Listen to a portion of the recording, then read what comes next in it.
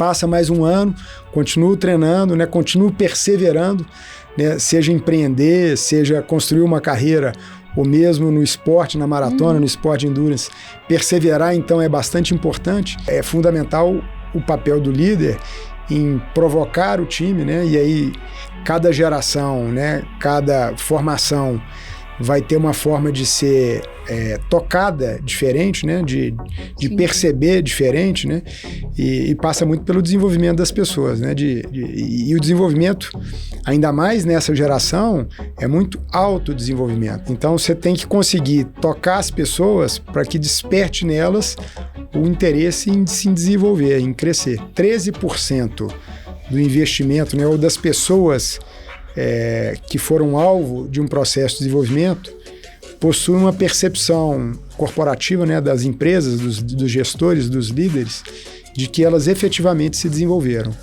É um índice muito baixo. Existe uma disputa muito grande por esses profissionais, e esses profissionais ficam, sim, pela grana, né, pelo crescimento profissional, pela importância do projeto, mas também por essa satisfação de contribuir, de perceber que possui valor e que está entregando valor para aquele objetivo maior, para aquele propósito maior. Vão acabar alguns empregos, né? E vão surgindo os novos. Mas vão surgir novos.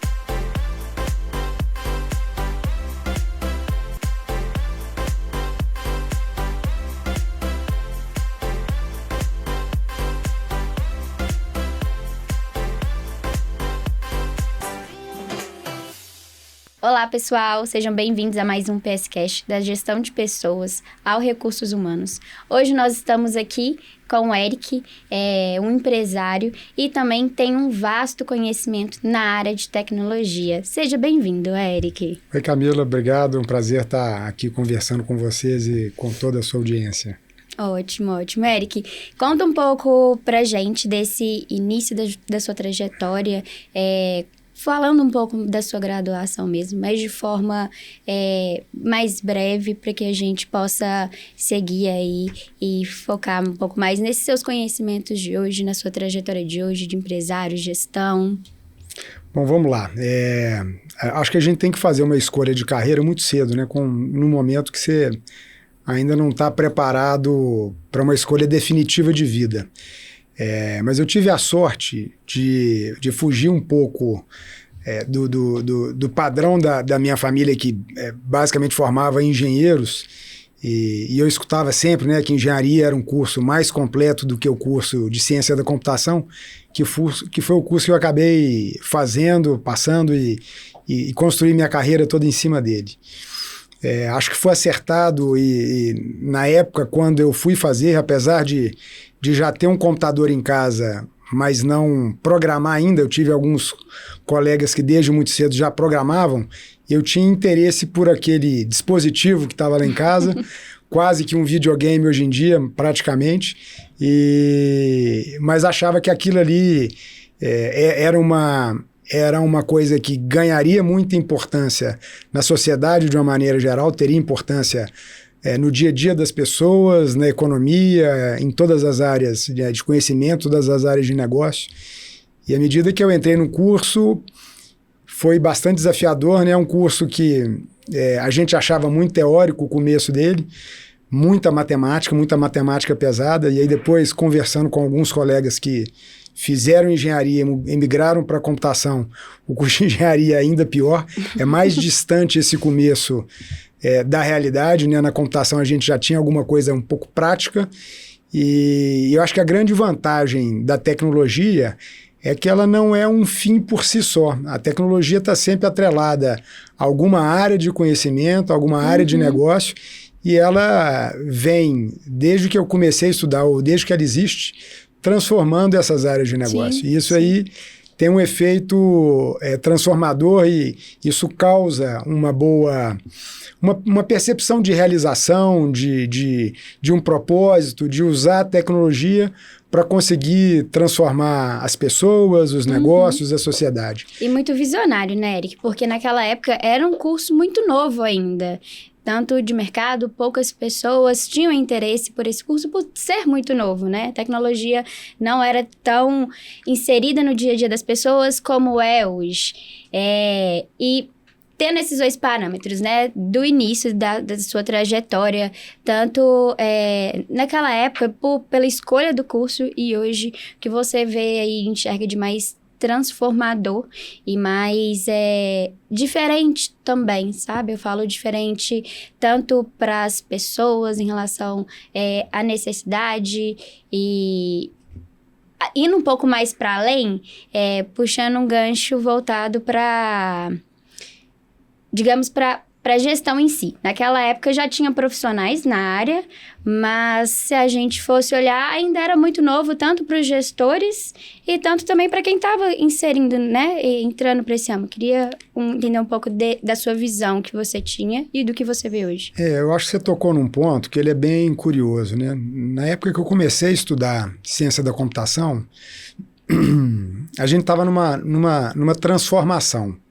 O computador ainda não tinha chegado amplamente distribuído, pelo menos aqui no Brasil, na casa das pessoas, né?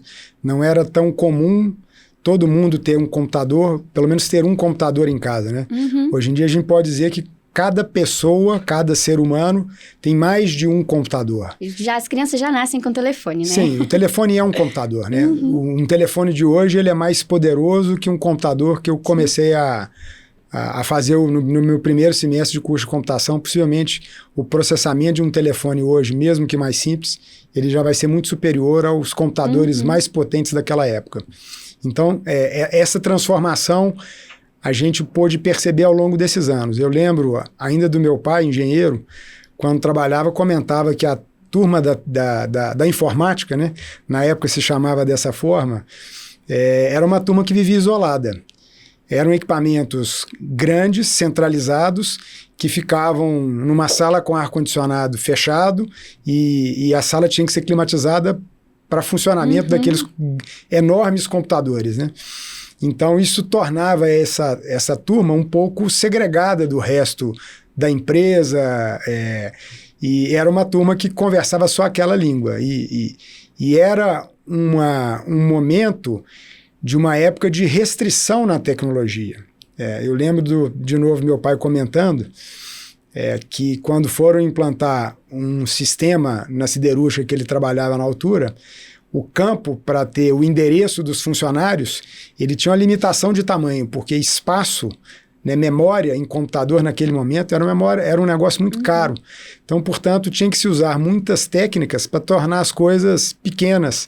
E isso criava algumas dificuldades. Então, eu acho que a grande transformação que a gente começa a ver daquela época para a época atual, a gente hoje vive numa era de abundância, né? Você tem disponibilidade de velocidade, né, ou largura de banda, processamento no celular, né, capacidade de visualização, né, agora com esses óculos de realidade virtual, mas mesmo grandes telas que você consegue ver televisão ou qualquer tipo de conteúdo nelas.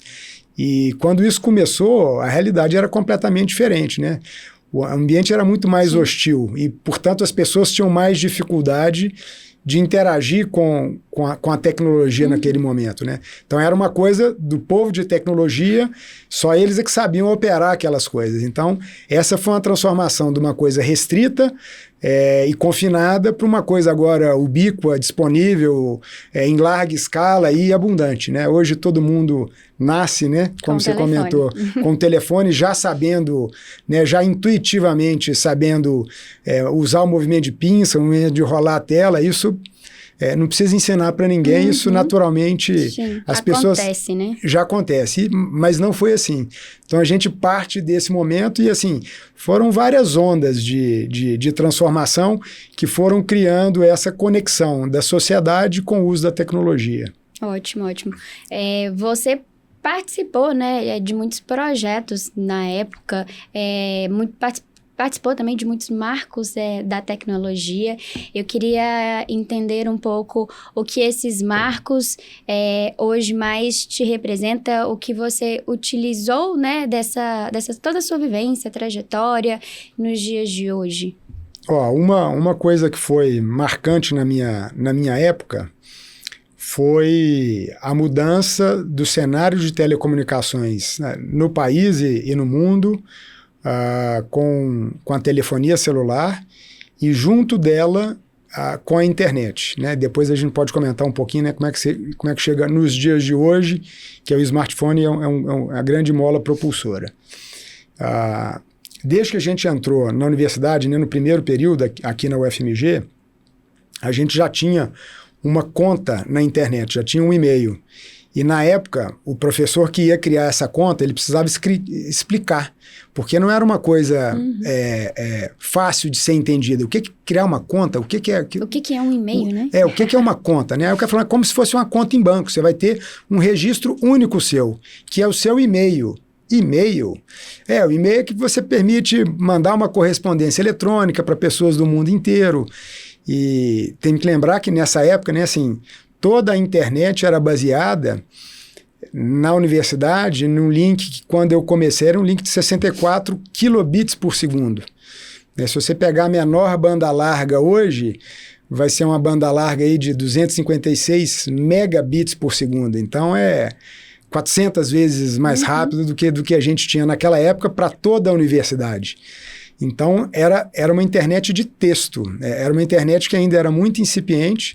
Estavam começando a desenvolver a internet gráfica, na internet do World Wide Web, né, do www, a partir do browser, mas já dava para fazer quase tudo que a gente faz hoje, conversar com as pessoas, comunicar, uma comunicação praticamente instantânea naquela época. E esse momento da internet, e logo depois, quando a gente muda o marco das telecomunicações no Brasil e a gente começa a ter as pessoas conectadas com o telefone. O telefone era uma coisa que não era disponível para todo mundo, né? As empresas eram estatais, né? As empresas que eram privadas na época tinham uma distribuição um pouco melhor naquele momento, mas isso levou as pessoas a começarem a se conectar. A internet ainda, naquele começo, era uma internet discada. Então você escutava aquele barulhinho do modem fazendo aquele ruído de conexão, depois se conectava, tinha formas de tarifação que você pagava por uso, mas a partir de meia-noite o valor era reduzido? Ele era um pulso só, então as pessoas ficavam olhando para o relógio para dar meia-noite para conectar e pagar um pulso só e baixar seus e-mails e fazer a sua comunicação. Então isso começou a transformar as pessoas dentro de casa a se conectarem, a conhecer um pouco da internet. Quem não estava, precisava conhecer. Naquele momento ainda, né, eu lembro quando surge o fax, né, que é uma ferramenta de tecnologia também ligado ao mercado de telecomunicações. Né? Você manda um texto via telefone para a pessoa e o fax imprime do outro lado. Você ligava para a pessoa dizendo, você recebeu meu fax? Né? E o e-mail era a mesma coisa. Você mandava um e-mail, ficava desconfiado se o e-mail tinha chegado. Realmente foi. Você ligava para a pessoa para saber se ela tinha recebido ou não aquele e-mail. Então, esse momento começou essa transformação. Teve um advento também do Windows ter trazido uma tela mais gráfica que facilitou a interação do usuário com o computador, né, deixando aquelas telas, né, de fósforo verde, que eram as telas comuns até então.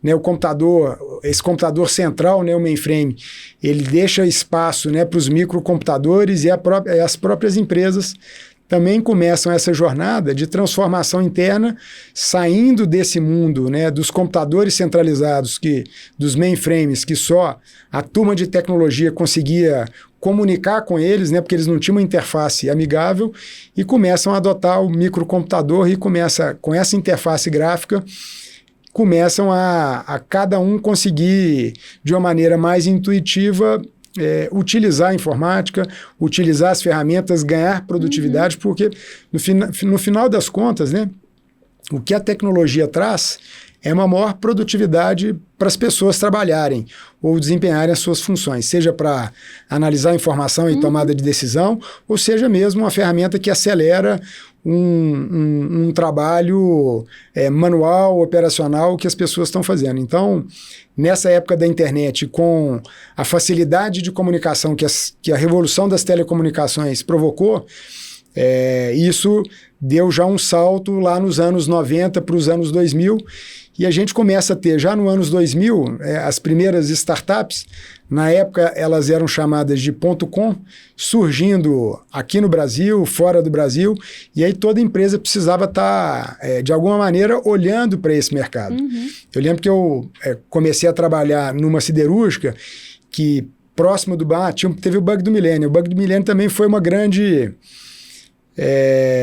talvez a primeira fake news que surgiu, mas foi um momento que a própria comunidade de tecnologia percebeu que os sistemas não estavam adaptados para a mudança do milênio, né, porque tinham só 2 algarismos para a data do ano, e isso ia causar uma série de problemas, ninguém conseguia prever o que seria.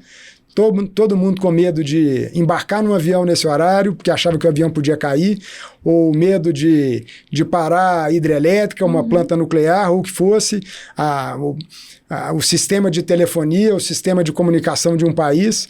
E aí foram investimentos muito grandes em consertar esses sistemas antigos baseados em mainframe, o que provocou até também um grande investimento das empresas, da sociedade como um todo, em atualizar suas plataformas tecnológicas para um momento, né, para um padrão mais moderno, e que já fugia desses mainframes e partindo para essa computação distribuída, com servidores, computador, né?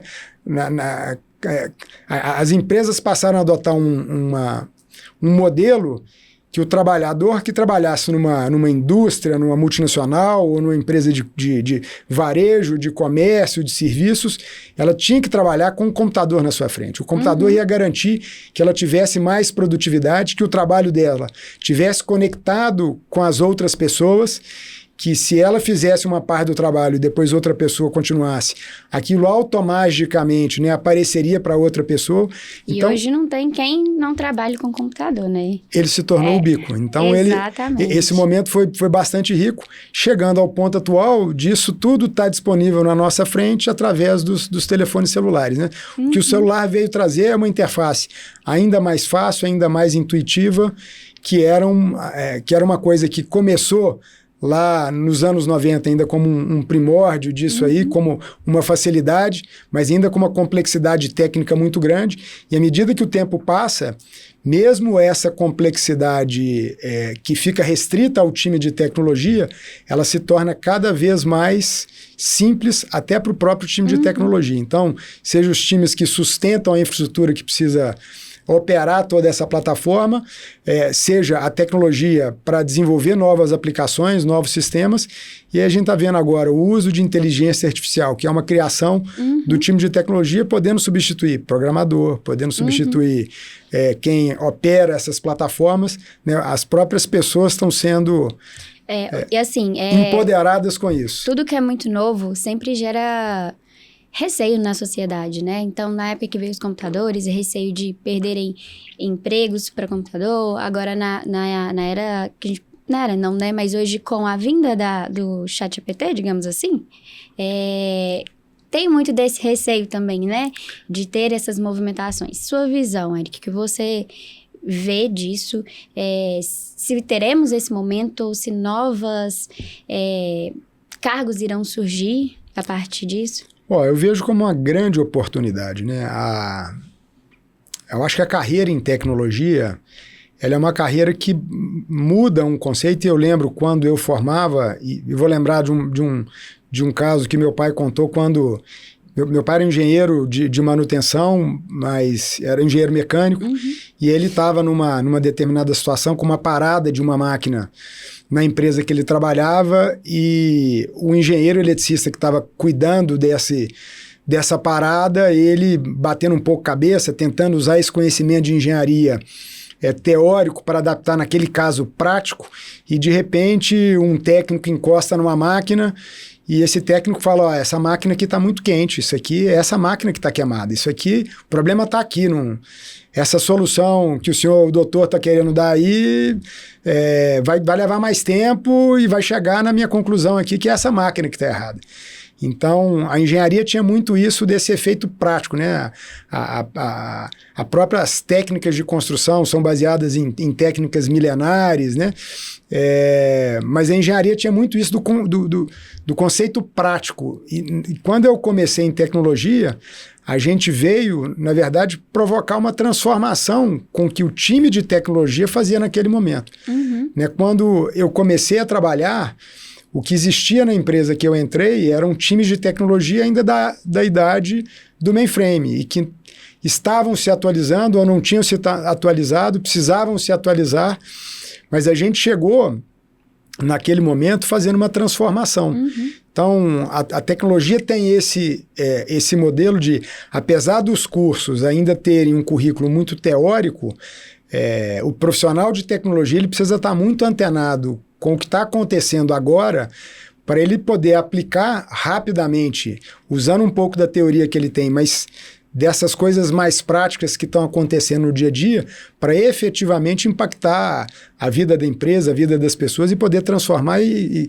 trazer esse benefício para todo mundo. Então, eu acho que nesse momento que a gente tem essas mudanças de padrão de tecnologia, de disrupção, né? Uhum. De salto quântico, né? Você sai de um patamar de uso e passa para um outro patamar, surgem esses gaps, surgem essas dúvidas, mas surgem diversas oportunidades, né? Uhum. Afinal, hoje a gente não tem mais uma profissão de cocheiro de cavalo, de motorista de carruagem, né? E daqui a pouco a gente vai acabar com uma profissão que é uma das profissões que mais tem empregados no mundo, que é motorista, seja motorista de Uber, de caminhão, de carro. Uhum. Daqui a pouco a gente vai entrar num carro, isso já é possível hoje, né? Você já tem sistemas de direção autônomo que são muito mais seguros que as pessoas dirigindo, ainda tem falhas, obviamente, mas daqui a pouco vai ser muito mais seguro para todos, né? Para entrar num carro e esse carro vai se conectar com a infraestrutura da cidade e ele vai nos levar em qualquer lugar com uma maneira muito mais segura do que é isso. Agora, vão acabar alguns empregos, né? E vão surgindo os novos. Mas vão surgir novos, geralmente empregos com uma carga intelectual maior, com uma remuneração também maior. Então, essa destruição criativa que o capitalismo traz, ela no final das contas é muito positiva para todos, né? Se a gente pensar de um ponto prático, né? A nossa aplicação de tecnologia, por exemplo, na lavoura, veio a transformar o nosso centro-oeste, que era uma terra pobre e que pouco produzia, no maior celeiro do mundo em produção de grãos, e que tem feito bastante para o nosso país, por exemplo, para falar de uma tecnologia que não tem nada a ver com a tecnologia comum em si, né?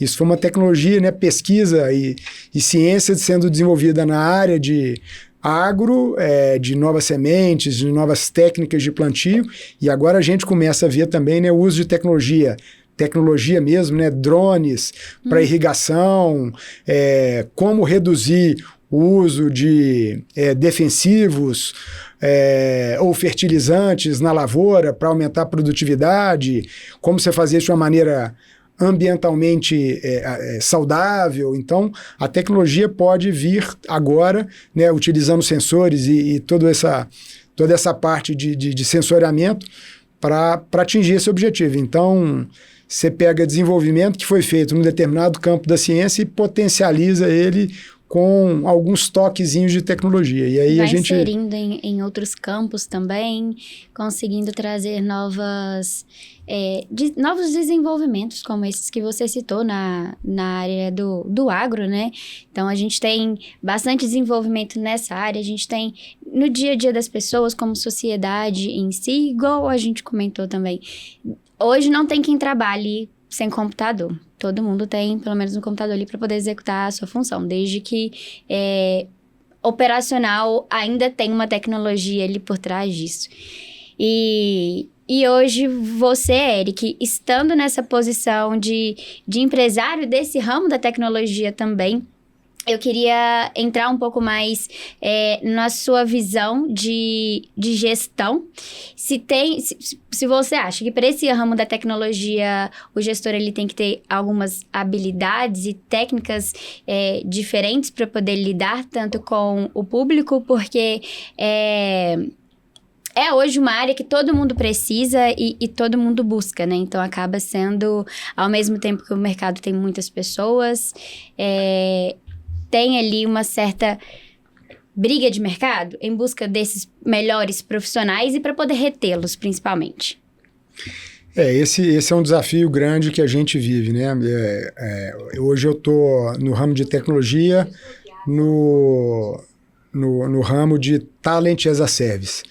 A gente provê recursos profissionais de tecnologia para empresas que não conseguem contratar esses profissionais, seja porque tem restrição de contratações, seja porque tem dificuldade de contratar ou porque acham mais fácil terceirizar e esses profissionais são fundamentais para promover essa transformação digital, para junto com os times das áreas de negócios dos clientes conseguirem desenvolver projetos e levar o padrão de um determinado ponto para um ponto superior no uso da tecnologia, seja num sistema de vendas, numa plataforma na área de industrial ou de operações, suprimentos, o que for. Então, assim, esse desafio de gestão, ele passa por gerenciar pessoas. No final das contas, a gente vai voltar para as pessoas, né? As pessoas precisam estar capacitadas, engajadas, motivadas e com conhecimento técnico, mas também conhecimento, né, e habilidade social de trabalhar em times.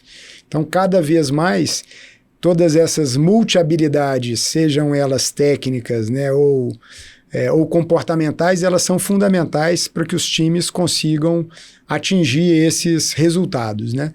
E aí, as ferramentas de gestão são múltiplas para conseguir que esses times trabalhem coordenados, seja desenvolvendo objetivos para o time, desdobrando esses objetivos em objetivos individuais, né? E, à medida do tempo vai passando, você vai conferindo se esses objetivos estão sendo atingidos ou não, visando esse marco final que todo mundo precisa remar para o mesmo lado. Então, técnicas como PDCA, né, o modelo de gestão ágil, né, do Scrum, que vem transformando não só as áreas de tecnologia, né, mas também a própria gestão dos negócios das empresas, né, num modelo mais ágil, mais simples, menos burocrático. Então, isso tem sido importante para não só para cada um atingir seus próprios objetivos, mas para a gente conseguir contribuir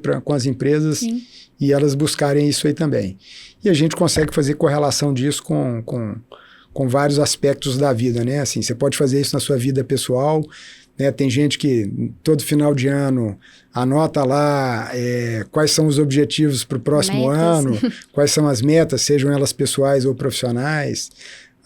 Todo aluno também deve ter suas metas aí, em que tipo de escola ele quer conseguir entrar ou que nota ele quer obter, e assim vai. Então, é um modelo de gestão que começa a ser incorporado para todo mundo e consegue, dessa forma, ser mais simples, né, de ser executado e operado.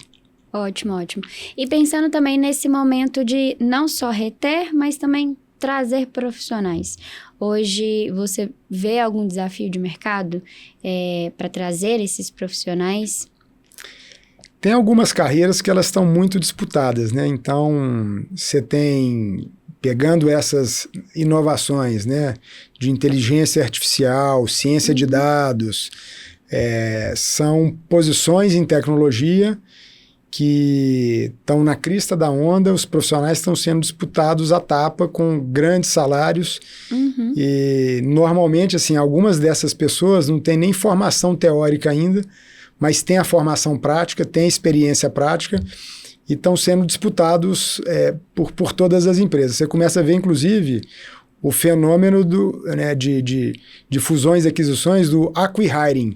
Você tem empresas que compram outras empresas não por causa dos resultados econômicos daquela empresa, mas por causa do time que aquela empresa tem e que eles querem estar meio que exclusivamente beneficiando daquele time. Então, aqui em Belo Horizonte mesmo, a gente teve alguns casos de grandes empresas que compraram empresas de tecnologia, né, menores startups, mas buscando, na verdade, manter aquele time e direcionar aquele time para dar o salto tecnológico que eles precisavam dar. Próximo passo, né? Então, assim, é realmente difícil, mas a própria tecnologia também ajuda. Hoje você tem algumas plataformas que te ajudam a encontrar esse profissional certo, identificar que esse profissional vai não só atender aos requisitos técnicos, né, de conhecimento técnico, teórico. Mas também de fit cultural. Fit cultural, exatamente. Então, isso tudo, você tem tecnologia também que pode auxiliar esse processo, né? E, obviamente, né, o olhar humano, né, ou da Tech Recruiter que vai conversar com esse profissional, que vai conversar com o cliente para entender quais são as dores, quais são os aspectos, né, quais são os detalhes, o que está por trás daquela fala, né? Aí tem uma questão que a tecnologia ainda não vai conseguir substituir, né? Que é esse toque humano de perceber, da intuição. Então, isso ainda está presente, mas, claro, acho que a gente tem tecnologia ajudando para isso aí também. Com certeza. E você, Eric, hoje, você utiliza de outros meios para poder desenvolver em todo esse desafio de lidar com a gestão de uma empresa, de lidar com gestão de pessoas? Olha, o tempo todo a gente tem que estar se atualizando, se conhecendo, se avaliando para buscar progressão, né? Para buscar ser hoje melhor do que ontem e amanhã melhor do que hoje. Então, seja um aspecto que eu acho que é interessante é o uso de técnicas de mindfulness para você estar efetivamente concentrado naquela atividade ou naquela questão junto com o time, buscando soluções, né, buscando essa interação positiva do time, buscando que o time todo esteja convergindo para o mesmo caminho, para a solução dos problemas dos clientes. Então, acho que essas são questões muito importantes. E aí a gente tem que fazer um exercício diário de conseguir sair um pouco dessa, eu chamo assim, dessa fumaça. Parece que a gente entra para trabalhar no meio de uma sala toda esfumaçada. Você tem um monte de questões para resolver, um monte de problemas, um monte de reclamações, um monte de dúvidas, um monte de receios. Mas você precisa um pouco abstrair desse negócio todo e pensar, bom, mas o que é importante, o que é urgente, o que eu preciso fazer para buscar esses objetivos. Então, tem que ter um trabalho um pouco também de limpar a cabeça e conseguir, né, no meio desse bombardeio de informações que a gente sofre o tempo todo, né, até para conseguir concentrar com o WhatsApp tocando, com o telefone tocando, com alguém chamando, enfim, e aí conseguir produzir. Então, eu acho que o exercício de gestão, ele é primeiro um exercício de autogestão, para conseguir controlar e botar as coisas no lugar e, com isso, ser produtivo para todo mundo, né? Concordo. Hoje, o que você faz para conseguir se conectar e entender ali, naquele momento, a hora de parar, avaliar a rota, o que resolver primeiro, né? Porque, como você falou, a gente tem vários desafios durante o dia e a gente precisa, às vezes, parar, repensar a rota para entender o melhor caminho a ser seguido. Hoje, o que você utiliza para poder fazer isso? Um aspecto que eu acho que é importante é a gente considerar o velho ditado lá de mens sana in corpore sano. Acho que o primeiro ponto é tá bem de cabeça e tá bem fisicamente e espiritualmente. Então, hoje, eu sou corredor, eu sou maratonista e antigamente eu costumava correr à noite. Hoje eu costumo fazer isso de manhã. E é meio que o meu exercício diário de concentração e talvez até de meditação. Quando você tem um treino... Eu já corri por exemplo, no passado, escutando música, com fone de ouvido. Hoje, raramente eu faço isso. Porque quando você está escutando música, você não está concentrado. Uma coisa é correr, outra coisa é treinar corrida. Quando você está treinando corrida, você tem um objetivo naquele exercício, naquele treinamento, naquele treino daquele dia. Então, de certa maneira, você precisa estar concentrado naquele treino. E para você fazer aquele... Geralmente é um treino que te leva a um cansaço físico. E para você executar isso, você precisa estar em sintonia com o corpo. Você precisa concentrar o corpo, você precisa ativar a musculatura certa.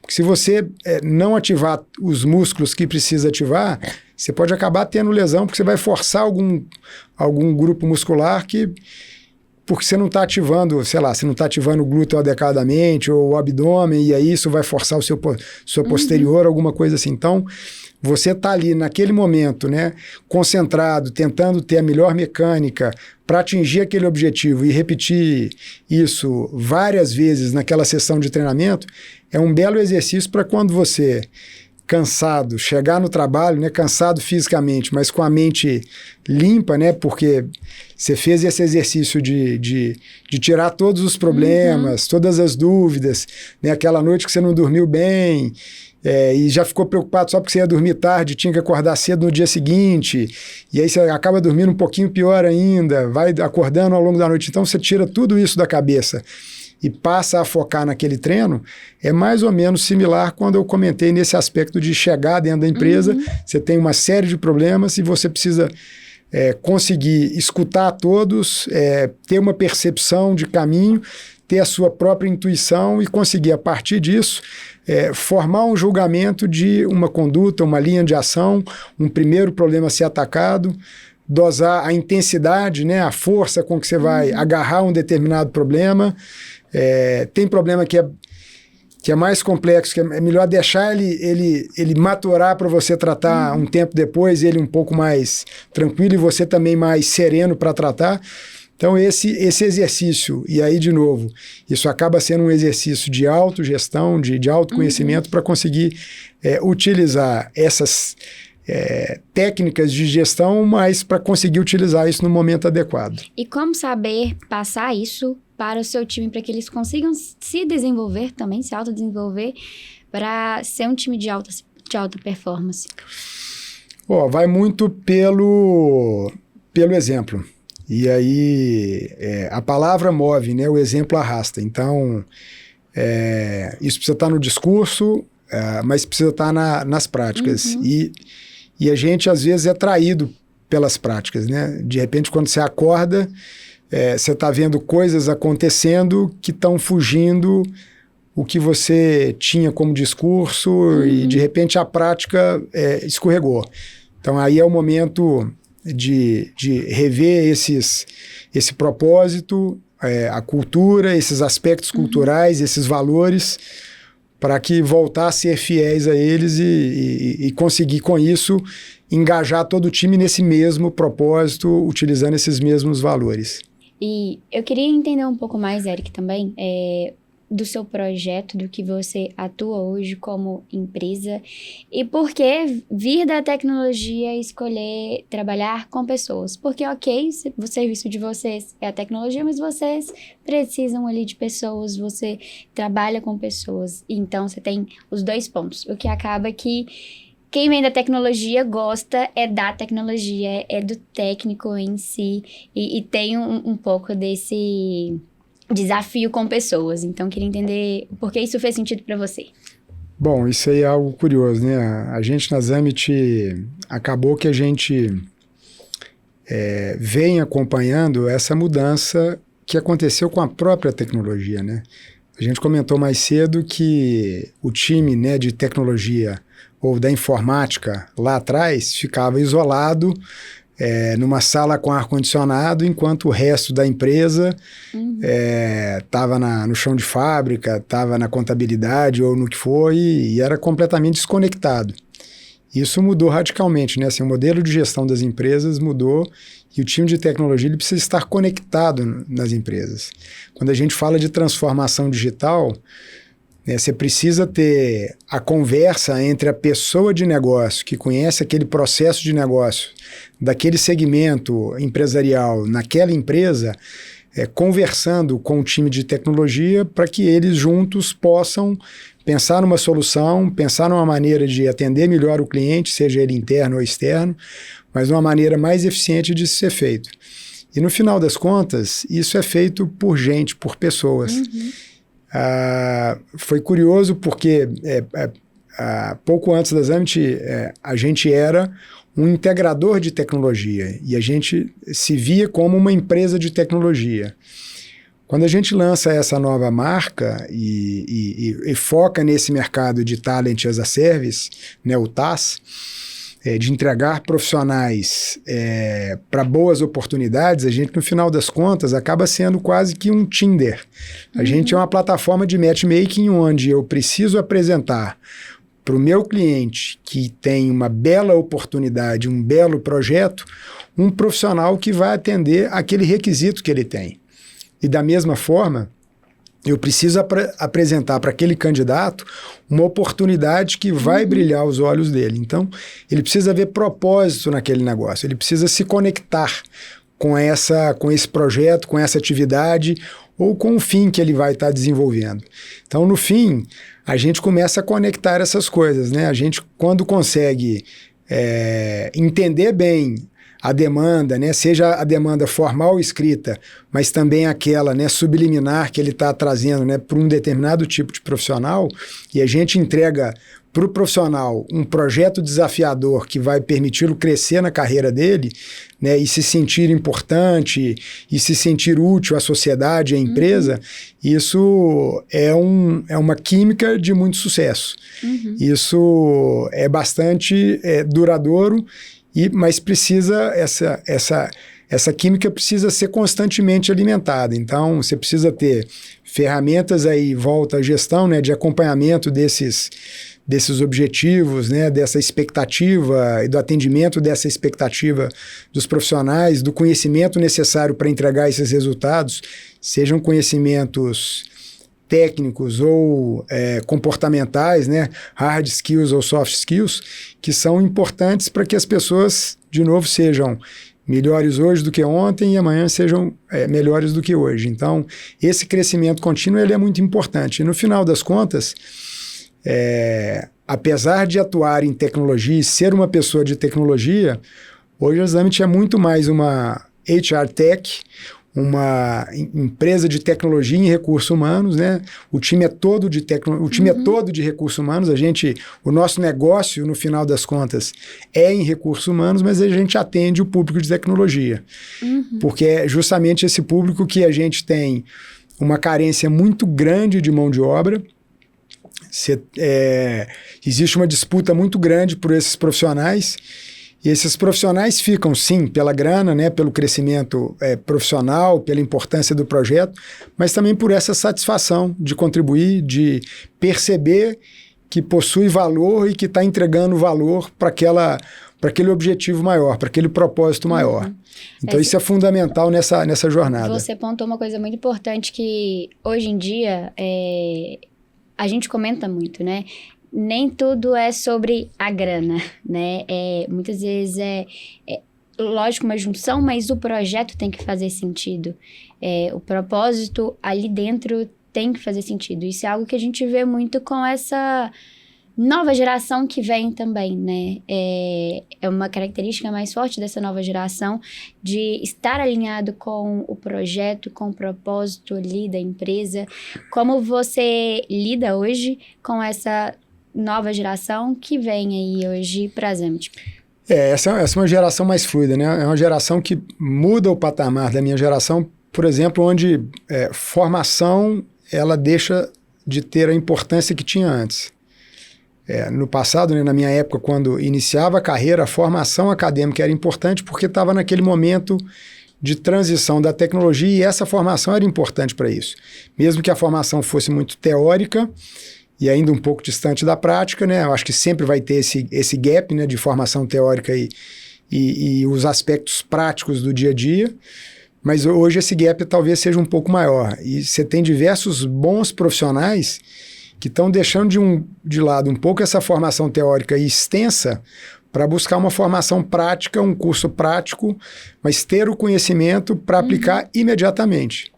E aplicar num projeto curto. Então, as pessoas hoje em dia querem projetos mais curtos e você tem que estar dando desafio o tempo todo para essa pessoa.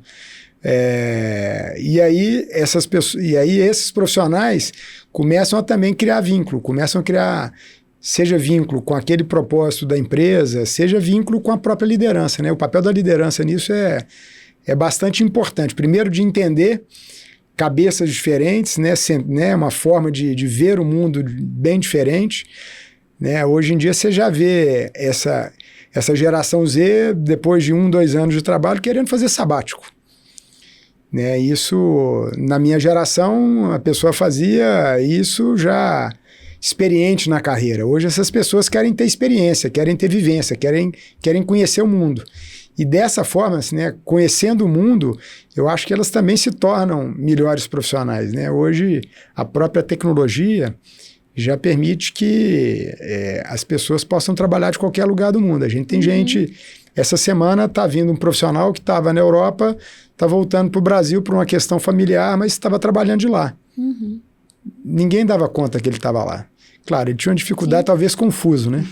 Talvez ele tinha que jantar... Trabalhar em horários diferentes. Jantar um pouco mais tarde, né? Fazia as refeições um pouco mais tarde ou mais cedo e tal.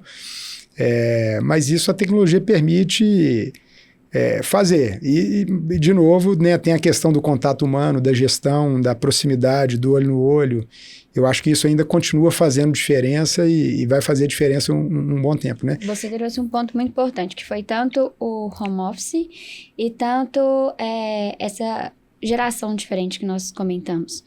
Como ser um líder e trabalhar com profissionais em home office hoje e também com gerações diferentes. Tem que se escolher um modelo de liderança ou trabalhar com modelos de lideranças diferentes, dependendo ali do seu time. Como você utiliza, como você faz isso hoje, né? Bom, isso acho que vai depender muito do time também, né? Mas eu lembro quando eu me tornei líder pela primeira vez, virando gerente de uma área, o meu diretor falou assim, as pessoas gostam de ser mandadas. Isso traz conforto, né? Isso traz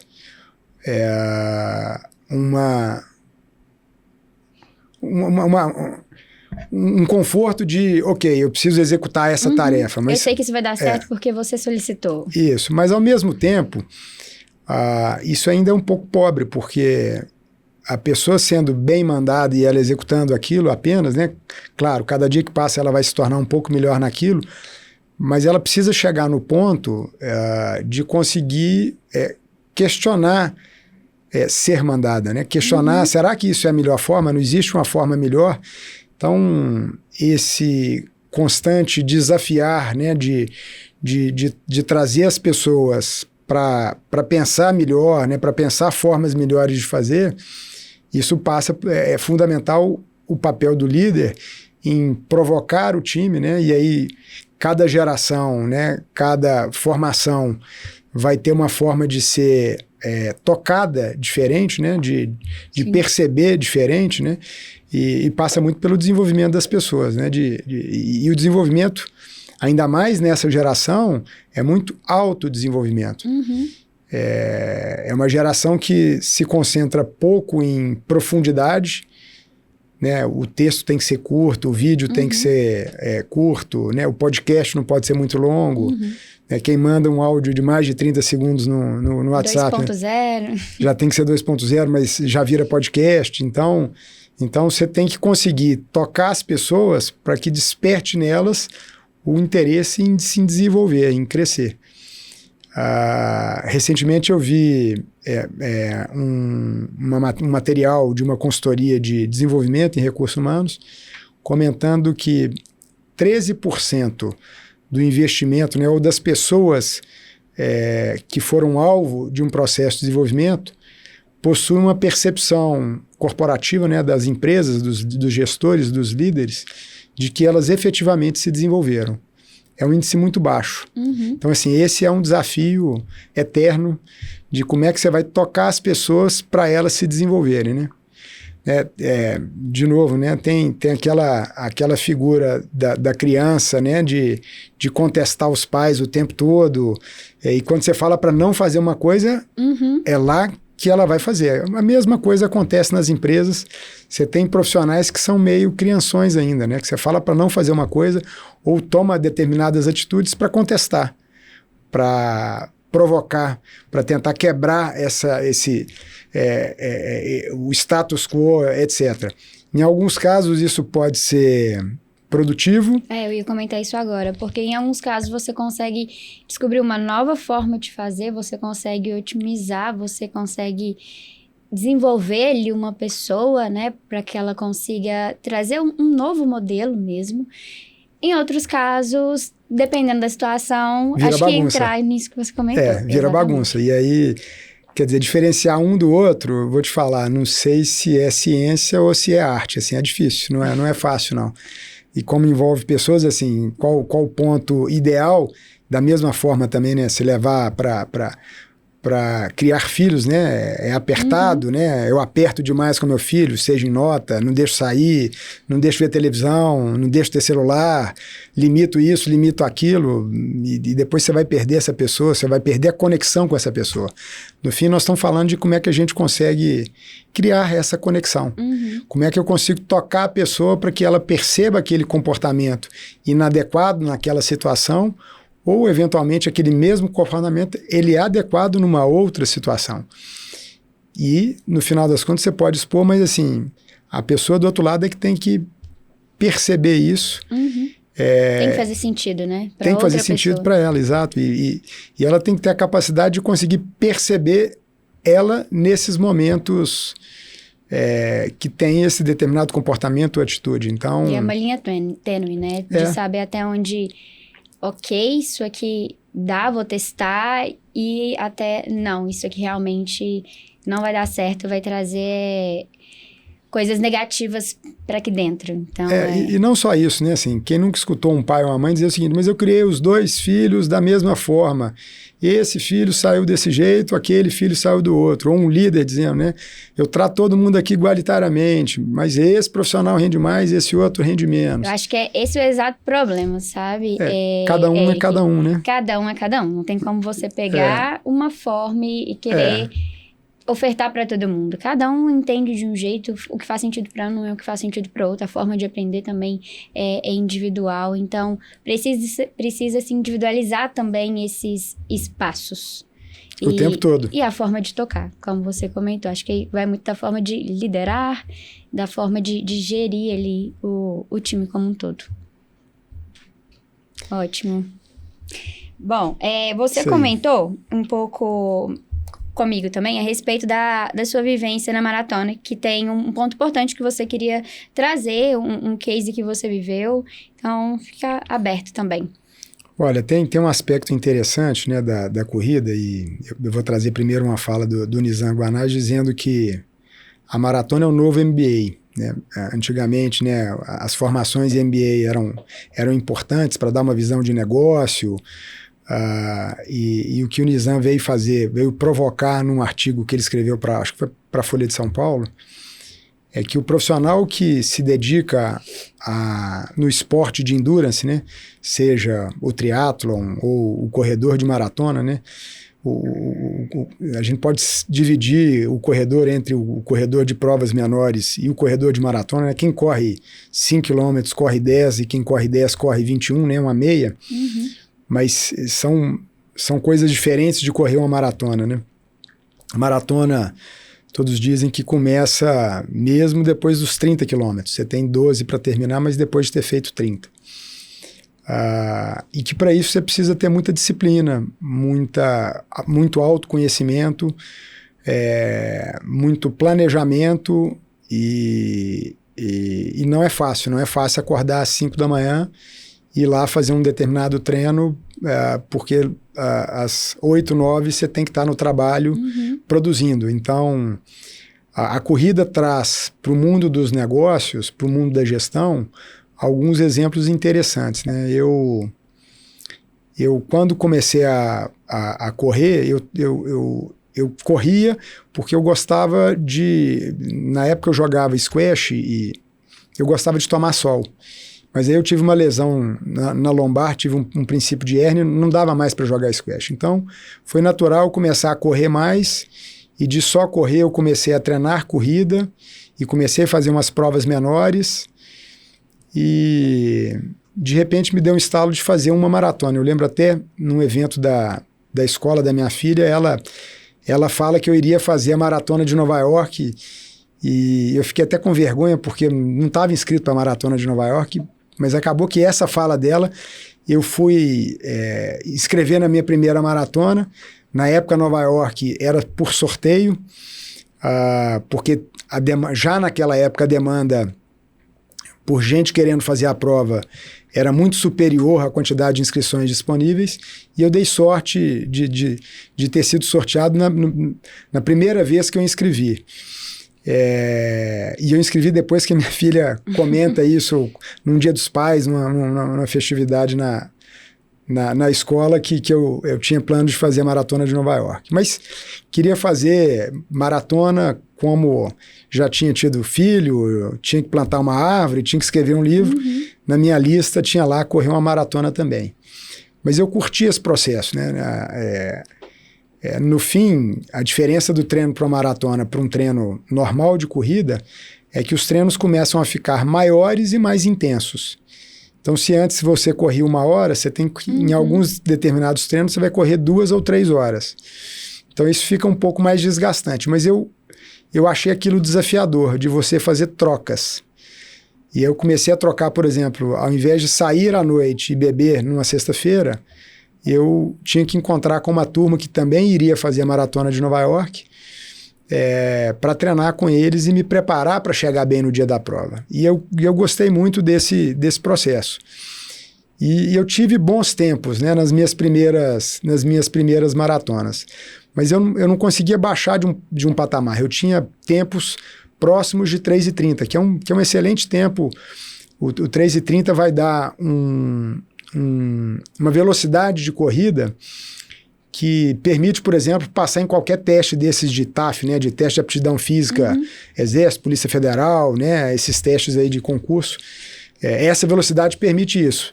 Mas eu estava batendo e eu sentia que eu tinha capacidade de ser um pouco melhor. E aí, pouco tempo depois, eu troquei de assessoria, e na primeira prova que eu fiz numa nova assessoria, eu consegui abaixar mais de 20 minutos na corrida. Então eu saí de 3:30, eu queria chegar no 3:25, no 3:20, no 3:15, de repente, quando eu fui para essa prova, eu já estava mirando o 3:10 e consegui fazer 3:08. E eu achava que o sub-3, que era uma coisa para mim impossível, a pessoa tinha que nascer para fazer uma maratona abaixo de 3 horas. Isso era impossível, né? Eu não tinha nascido dessa forma, né? Não me enxergava nesse contexto. E aí, depois que fiz 3:08, esse horizonte se abre para mim.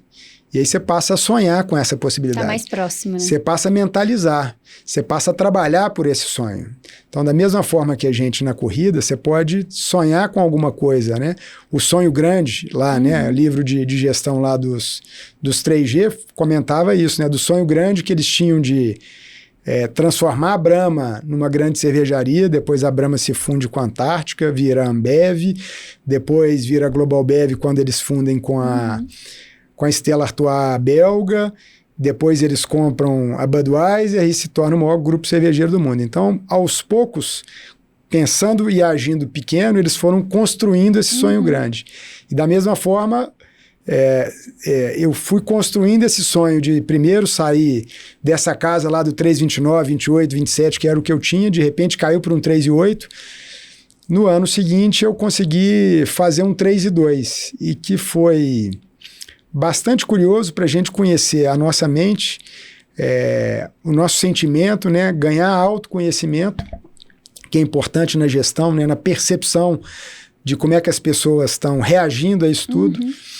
Eu, quando fiz 3:02 no ano seguinte, né, dos 3:08, que foi na Maratona de Berlim, eu tinha feito o meu recorde pessoal, era um tempo espetacular. Eu acho que 2, 3% da prova, eu estava entre os 2, 3% melhores da prova, algo assim. Mas eu estava frustrado porque eu tinha feito 3:02 e não abaixo de 3. Então, essa diferença de 2 minutos, que aparentemente é pequena, ela é um abismo, ela é gigantesca para uma corrida nesse patamar, né? E aquilo me frustrou bastante, a ponto de no encontro com a turma depois, né, no shopping pós-prova, eu tinha um amigo que tinha machucado nesse ciclo, né? Estava de muleta lá e eu perguntando lá para os outros que tinham feito sub-3, o que eles tinham feito, como é que eles tinham procedido, como né? chegou, né? Onde eu errei, né? Em que ponto da prova que eu tentei. No 37 eu tentei buscar o sub-3, mas no 39 eu vi que o que eu tinha de tirar de tempo era impossível continuar buscando, né? Tirar aqueles 2 minutos naquele finalzinho não ia ser suficiente. E aquilo ali, por exemplo, eu desabei depois do 39. Meu tempo foi piorando, né? Porque eu vi que não ia conseguir aquele objetivo e de novo, a maratona é uma corrida que começa nos 30, né? Porque nos 30 você já está cansado, né? Dizem que os 30 é o muro, você tem que superar aquele muro da maratona, então você bate no 30, você tem que pular o muro, atravessar aquele obstáculo para concluir. Então, no 37 eu tentei, já estava cansado, vi que não ia dar, no 39 então eu desabei, mas enfim, completei, foi um grande aprendizado. Passa mais um ano, continuo treinando, né, continuo perseverando, né, seja empreender, seja construir uma carreira, ou mesmo no esporte, na maratona, no esporte de endurance. Perseverar, então, é bastante importante. Eu continuei treinando, tentando me conhecer melhor, me adaptar melhor, né, às situações, e fui correr a Maratona de Boston, que é uma maratona icônica. Boston, faço a maratona desde que a primeira maratônica olímpica aconteceu. Então, desde 1897, Boston tem sua maratona e ela aconteceu todos os anos, mesmo em anos de guerra. Ela só não teve edição de 2021, 2020, que foi edição virtual, por conta da pandemia. Mas ela teve, nos anos de Primeira Guerra, nos anos de Segunda Guerra, todos os anos ela tinha. Então, é uma maratona histórica, que tem um percurso muito difícil. Ela é uma maratona que larga em Hopkinton, passa pela cidade dos brasileiros, né, por Framingham, e termina na cidade de Boston, né? Ela tem um contexto também importante, porque teve um atentado à bomba que criou o Boston Strong, né? A frase de efeito, né? O marco sobre essa resiliência de Boston também. E fui lá então correr essa maratona importante, né? Todo corredor quer correr Boston, e Boston tem uma característica, enquanto eu comentei que Nova York tem sorteio, Boston não tem sorteio. Para você correr, você tem que estar qualificado, ou você tem algumas outras alternativas pagando. E ninguém quer correr pagando, todo mundo quer correr pelo seu próprio mérito. Então as pessoas querem ser uma Boston Qualified. E eu era um Boston Qualified, fui correr, e aí eu passei a meia maratona dentro do objetivo de 3 horas, né? Eu passei, lembro exatamente, eu passei com 1:29:30, então estava dentro do jogo, tinha até uma gordurinha de 30 segundos. Só que Boston, enquanto ela começa com uma descida que a gente precisa ter muita consciência de não queimar a largada, de não sair muito forte, porque vai desgastar a musculatura e vai te cobrar isso lá na frente. Mas Boston, do 25 ao 35, ela é numa subida. Você tem 3 subidas fortes, né? São as famosas Newton Hills, né? As colinas de Newton, da cidade de Newton. E a última chama Heartbreak Hill, que é a mais pesada. E aí, logo depois, é uma prova que ela é toda organizada em milhas, então os marcos na prova são em milhas, mas aqui a gente no Brasil, né, tá acostumado com quilômetro, então você tem uma desconexão um pouco, né? Você vê alguns marcos do tipo o marco da meia maratona, que você consegue olhar o relógio, mas se for dividir a prova em 3 ou 6 partes, né, 3 partes de 1 hora ou 6 partes de meia hora, né, para buscar esse objetivo do sub-3, você vai ter lá 7, 14, 21, 28, 35 e 42. Acaba que no 35 você tem um marco importante, que é um marco onde tem um tapete na prova. Apesar de ser uma prova com marcação em milhas, a cada 5 quilômetros tem um tapete que você pode olhar no seu relógio, o momento que você está passando naquele horário, e você consegue calcular como é que você está, se você tiver condição de fazer conta, né? Então eu sabia que faltava meia hora e eu passei nesse 35 com 2 horas, 30 minutos e acho que 13 segundos. E naquele momento me veio um filme na cabeça, eu consegui fazer a conta e eu lembrei o seguinte, bom, se eu estou passando com 2 horas, 30 minutos e 13 segundos, falta meia hora de prova, né? Falta um sexto, faltam 7 quilômetros, eu vou chegar com 2 horas e 1, 2 horas 00 alguma coisa. E naquele momento eu comecei a já sofrer relembrando todo aquele processo do ano anterior em Berlim e percebendo que eu faria o meu recorde, que seria um tempo espetacular, mas eu iria ficar extremamente frustrado. Então, eu comecei a pensar assim, bom, o resultado, se tudo continuar como está, vai ser fazer 3 e 1. Eu vou ficar frustrado, o que eu faço? Será que eu tento correr mais forte agora e pode acontecer o que aconteceu em Berlim, de eu ficar frustrado daqui a 2 quilômetros porque eu não vou conseguir? Bom, por sorte, esse trecho na Maratona de Boston, ele tem uma descida logo em seguida. E eu comecei a correr mais forte, em torno de 7, 8 segundos mais rápido por quilômetro que eu vinha fazendo, e aquilo foi me motivando. Então, a cada quilômetro que batia, eu olhava no relógio, via que estava correndo mais forte, eu estava buscando aquele objetivo, eu via que eu estava me aproximando do objetivo. Então, enquanto eu tinha rodado um PDCA para ver o que eu precisava fazer, quando eu ajustei meu plano de ação, né, quando eu voltei ao plano de... Então, eu tenho que correr mais rápido. E a cada quilômetro que batia, eu rodava esse PDCA, opa, estou ficando mais próximo do objetivo, Isso te dá uma motivação muito grande. Recalcular a rota, né? Entender ele naquele momento de desafio e intenção, o que eu estou fazendo certo e qual caminho eu sigo para poder atingir esse meu objetivo. Eu acho que vai muito disso. E linkando com o que você comentou, de quando você não conseguiu atingir seu objetivo, começou como eu conversar com seus amigos, né? O que você fez de errado? Eu acho que vai muito não que você fez de errado baseado na vivência deles, mas na vivência do Eric. O que você poderia fazer ali, se conhecer melhor para entender o jeito certo do Eric chegar naquele objetivo final, que era os 3, né? Que você comentou. Então, o sub-3, exatamente. Acho que vai mais de forma individual e pensar nesse lado positivo do que o que eu fiz de errado. É sempre um aprendizado, né? Assim, qual foi a atitude, esse objetivo, seja numa prova, seja num esporte coletivo ou individual, ou seja na gestão de um negócio ou de um time, você consegue aplicar isso, né? Onde é que eu poderia ter sido melhor, né? Você consegue ver uma determinada ação numa determinada situação e um objetivo ruim. É importante fazer esse pós-mortem, essa análise da situação, né? O que eu poderia ter feito? E aí eu comecei a fazer isso nesse momento.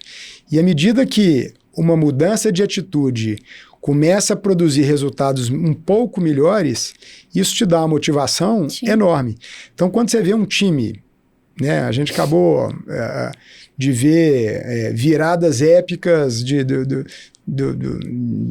times mineiros ou, né, da Champions League recentemente, um time que está saindo atrás, de repente vai com toda a força, consegue empatar uma partida e depois consegue virar.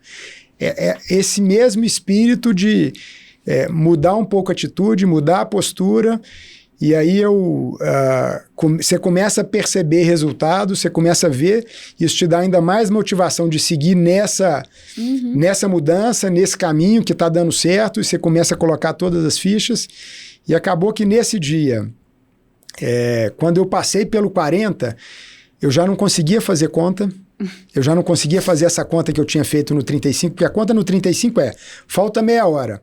Mas, né, a maratona são 42, 195. Então, não é 42 exato. Esse 195 mais os 10, 13 segundos que eu tinha perdido ainda lá, quando eu passei o tapete do 35, na minha conta eu precisava tirar 1 minuto.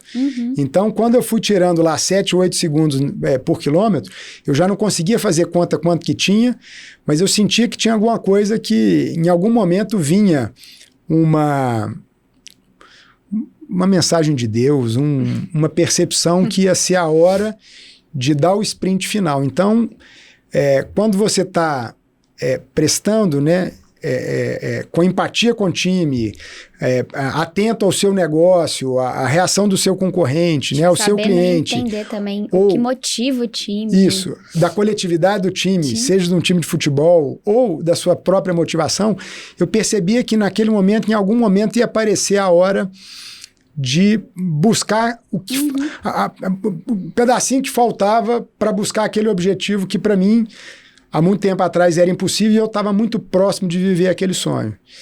E, de repente, eu passei o 40, tinha um desafio, que era um desafio pelo Strava, um aplicativo de corrida, que quem concluísse a última milha da prova mais rápida do que todas as outras milhas anteriores, né? A maratona são 26,2 milhas, o Strava faria a doação de $10 para uma instituição de caridade. E a equipe que eu fazia parte tinha um instituto, o Instituto HF, que participava dessa promoção, apesar de eu estar correndo por uma instituição americana chamada Girls Who Run. E, de repente, eu passei o tapete do 40, vi lá o marco do 40, e quando eu passo o tapete dessa última milha, falei, é agora. E, inclusive, né, no aplicativo da prova, enquanto a previsão de tempo tinha caído para 3:00 alguma coisa, né, alguns segundos acima de 3 horas. Quando eu passo o tapete da última milha, eles atualizam, ele tinha aumentado. Eu tinha perdido alguns segundos nessa de esperar esse sinal, de buscar um fôlego, de tentar perceber o ambiente ao redor e esperar esse momento de dar o último sprint. E aí comecei a correr muito forte e aí consegui tirar nessa última milha os segundos que faltavam. Eu consegui terminar, fiz 2:59:38 e consegui atingir esse objetivo, né? E fiquei super feliz nesse momento de ter conseguido vencer esses demônios internos, né? Conseguido me superar. E é muito difícil, numa maratona, que é uma corrida longa, você tirar esse coelho na cartola no final, porque normalmente nesse final você já está com a musculatura desgastada, você já não tem estoque mais de energia no corpo, o corpo está o tempo todo te pedindo para reduzir, para parar, né? Como tinha acontecido comigo no ano anterior em Berlim, mas se você souber dominar a sua cabeça, né? Dominar seu sentimento, direcionar a sua força, né? Direcionar o seu impulso, você consegue no esporte, nos negócios, em casa, produzir coisas únicas, transformacionais e grandiosas. Então, isso foi meu exemplo, e a partir disso eu passei a acreditar mais em mim, né? Depois eu fiz mais outros sub-3 e eles sempre saíram dessa forma. É sempre no finalzinho, sempre tentando buscar, porque eu vi e aprendi que a gente ainda tem força, né? Mesmo quando a gente está cansado, a gente está por baixo, o mundo dá volta, a gente consegue... Sobre a motivação que a gente comentou e o que você comentou no início, principalmente, eu acho que disciplina, né? Para você correr e fazer seu sub-3, diferente dos números que você estava conseguindo fazer antes, você precisou ter uma disciplina maior ali, de dia a dia, também de... muito psicológica, de saber que eu consigo, eu vou, e principalmente motivação também, né? Tem que ter, como a gente falou, propósito. Tem que fazer sentido ali no final.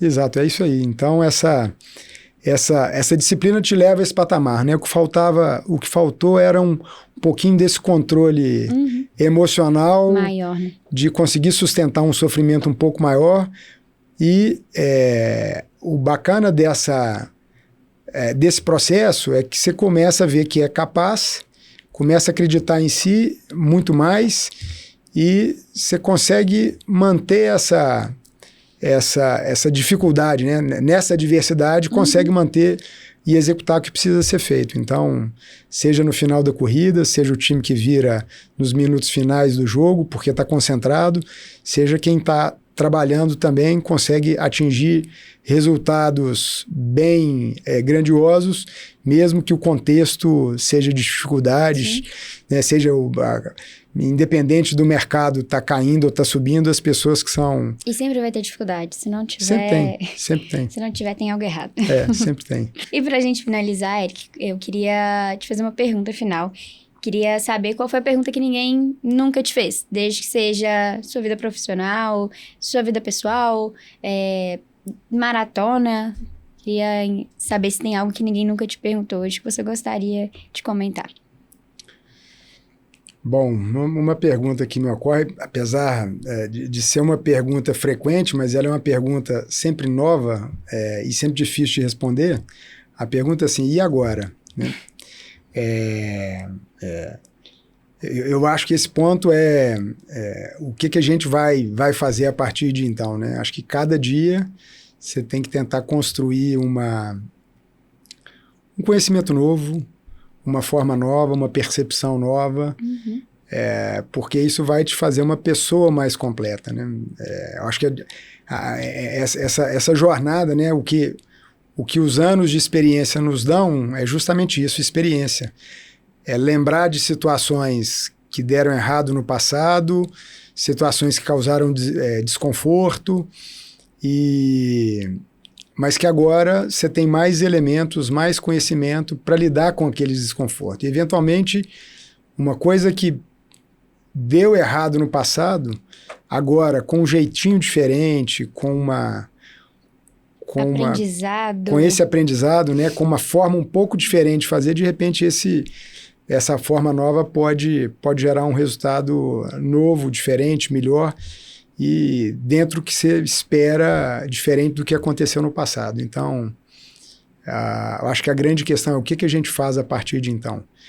E eu acho que a resposta para isso é continuar se desenvolvendo, continuar se relacionando, continuar construindo relações com pessoas que podem contribuir, que podem somar, né? Criando laços de amizade, de amor, de fraternidade. Então, acho que essas são ações que a gente precisa continuar construindo. Ótimo. Continuar nesse desenvolvimento como um todo, né? Como ser humano por completo em todas as áreas, digamos assim, profissional, pessoal. Ótimo. Excelente, Eric. Obrigada pela participação. Foi excelente a nossa conversa. Eu que agradeço pela oportunidade, foi bom esse papo e estou à disposição para quando a gente quiser fazer uma nova versão. Ótimo, obrigada. Valeu.